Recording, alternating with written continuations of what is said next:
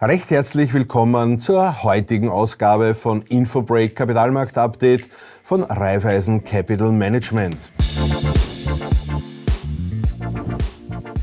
Eine wahrlich interessante Woche, in der wir uns da aktuell bewegen. Kurioserweise auch die einzige Arbeitswoche im Wonnemonat Mai, in dem wir keinen Feiertag zu verzeichnen haben.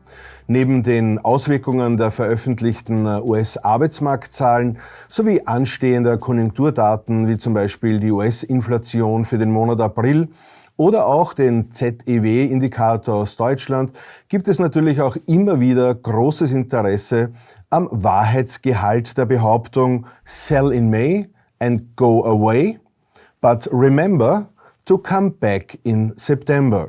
Ist da also was dran an dieser Börsenweisheit? Um sich das mal näher anzusehen, habe ich heute einen Chart mitgebracht. Zu sehen sind 3 verschiedene Strategien anhand des amerikanischen S&P 500 Index für den Zeitraum der letzten 50 Jahre. Strategie 1, die türkise Linie unten, zeigt den Aktienverkauf Ende April in Richtung Cash und danach wieder die volle Investition in den Aktienmarkt Ende August.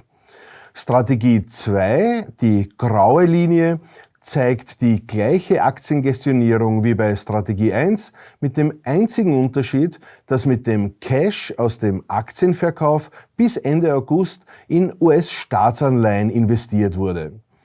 Bleibt dann noch die dritte Strategie, hier in dunkelblau dargestellt.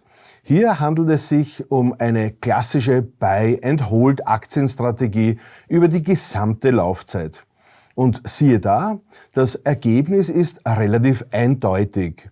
Mit der Buy-and-Hold-Strategie, aber auch mit der Strategie eines zwischenzeitlichen Kaufs von US-Staatsanleihen waren Sie als Investor augenscheinlich besser bedient als mit der Strategie Sell in May and go away. Hier mittels türkiser Linienfarbe gekennzeichnet. Nun, die Hälfte des Monats Mai liegt hinter uns und bis dato fühlt sich der Mai performance-technisch doch ganz gut an bei den Aktien. Mit mehreren Tagesgewinnern in Folge am Dow Jones nähert sich der US-Markt langsam, aber sicher wieder seinen Hochs an.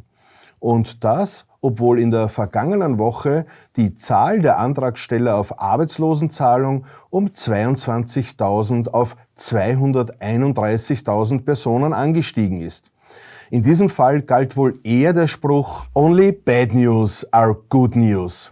Denn da bereits der am vergangenen Freitag veröffentlichte monatliche Arbeitsmarktbericht ähnlich negative Signale sandte, nährte dies abermals die Hoffnung auf eine geldpolitische Lockerung der Fed, sprich die Möglichkeit auf eine erste Zinssenkung bereits im Monat Juli.